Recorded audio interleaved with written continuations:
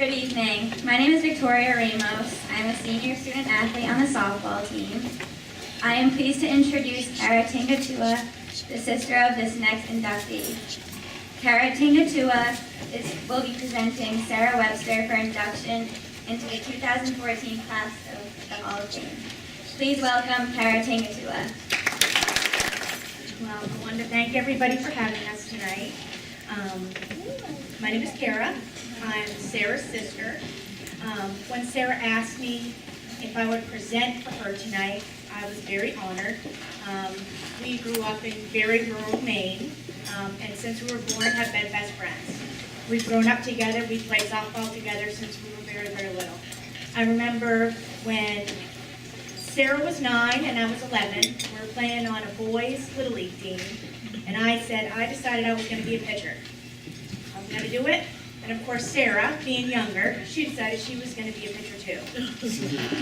Well, unfortunately, Sarah's amazing, and I not so much when it comes to the pitching part. Ever since then, she has been just naturally awesome on the mound. If you've ever seen her play, it's kind of her own.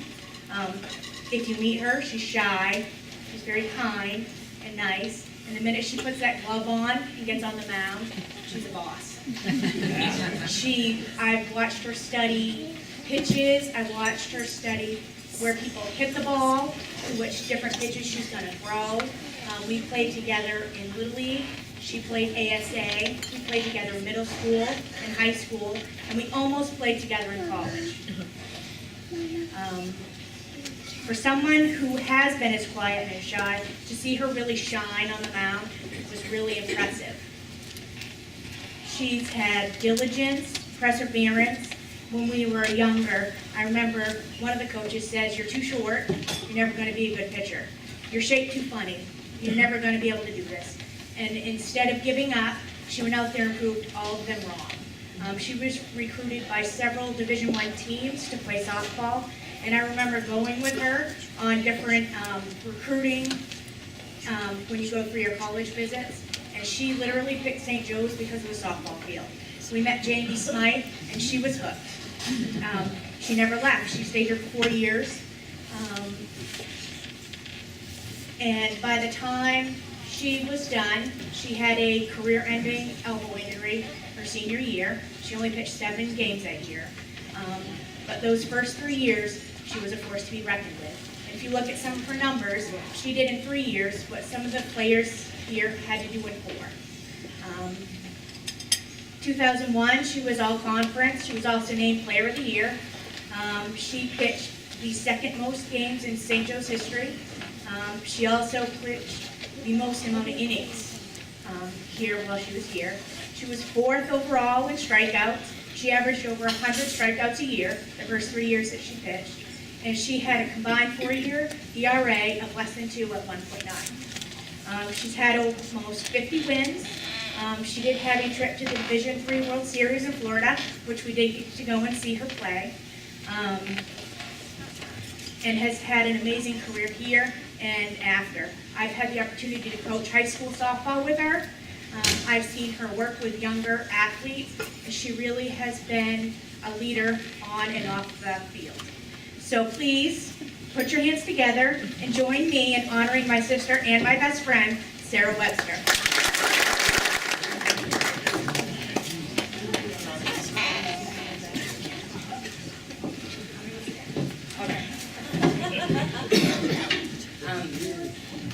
If anybody really knows me, this is really, really hard for me. I'm not one for standing up in front of people or just anything.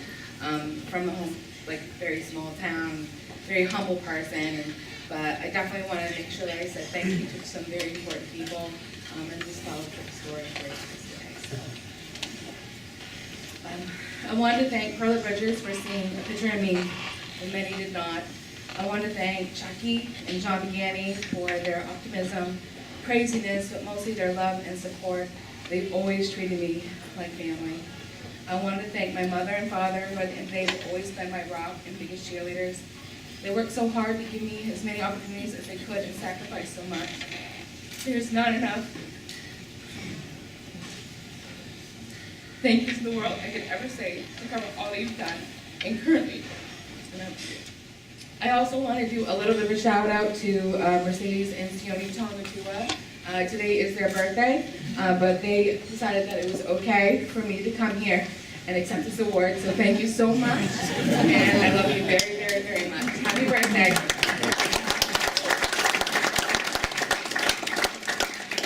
And of course, I wanted to thank my sister Kara for coming out here, saying those wonderful and kind words that obviously brought me to tears. And she was off the deciding vote. Of course, I would travel anywhere and go anywhere that she was to play with her, because she was also an awesome softball player, and I loved playing with her. I want to thank, of course, Coach Jamie Smythe and also Coach Tucker, who was able to wrangle an unbelievable team and made playing at St. Joe's a truly once-in-a-lifetime experience, who also got us a few wins along the way. I want to thank my teammates, the real stars of the show. Without them, none of this would ever be possible. And I want to thank, of course, the rest of my family, my friends, past coaches, and supporters. Without your love, support, and kindness, I would not be standing here today. And, of course, St. Joseph's College honoring me for this achievement. My uncle, who I respect and is a world-class coach as well, asked me a little bit ago what I was going to say tonight, and he offered me a little bit of advice. He said to tell a story, tell something that's either funny or something that means something to you. And I really, really thought about it.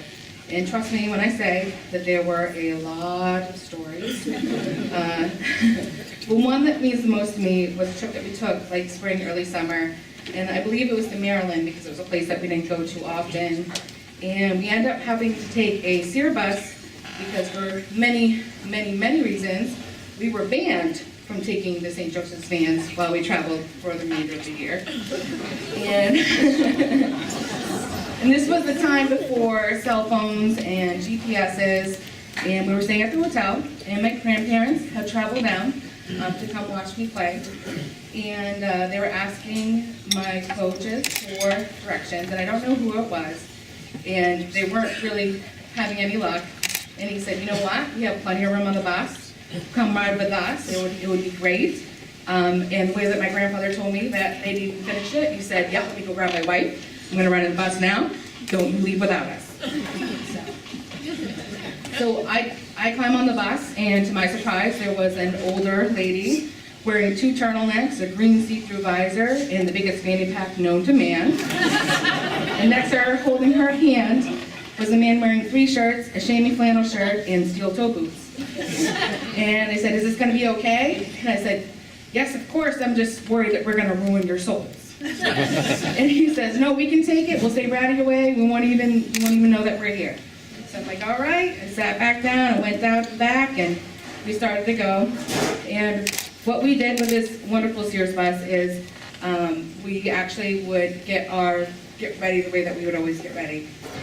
In this case, we would go ahead and get our custom CD, put in the boombox, put it on TAC 80, with, you know, Madonna, Britney Spears, like Hamburger in Paradise, and I believe a little Wu-Tang too. And we would have a wonderful pitcher and fellow player named Kristen Gaudette get up on the front of the bus and put her over the intercom system, and she would literally belt out as loud as she can every single song that we were playing, and she was singing and dancing, and we were all in the back, and we were just loud and just causing all this ruckus, and it's how we kind of stirred things up and get ready the way that we did. And I was like, oh my goodness, like, my grandparents are on the bus, let me just check it out. And I look up and I see 3 sets of arms in the air, 2 singles, and still the one in the middle holding hands, swaying back and forth. And they're bobbing their heads, and they're toe tapping, they're just really into it. And I just let it go, and I'm like, okay, they seem okay. And so we get to the field, we play the doubleheader. We end up winning both games, and it was pretty close. My grandfather tried to help me out a little bit by offering $50 to the umpire. It didn't really help me, kind of made it a little worse, but he was trying. And we get back to the hotel, and I see my grandfather in the hallway, and I'm like, I'm so sorry if you were offended. We're a little rowdy, we're, young group. And he says, what are you talking about? I would pay money to ride that bus again. That was great. He says, Sarah, don't sweat it. I just remember this for all times. He's like, this is going to be the best time of your life. If you went anywhere else other than St. Joe's, you would never have the bus ride like this. You're playing softball because you love it. You're around people who love it. You have people that love you.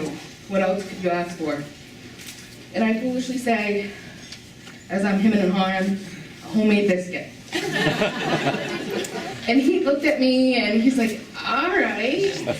And so every game that he came to after that, or even if he couldn't attend, he would send up homemade biscuits for me going forward until the game stopped. And he's no longer with us, but every time I see a homemade biscuit, I just kind of think of it. It's kind of weird. But he was right. I belong at St. Joe's, and I'm absolutely honored to have this opportunity to play here. I have more than a lifetime of memories, and right here, this honor that I'm receiving tonight is my final homemade biscuit. Thank you so much, guys.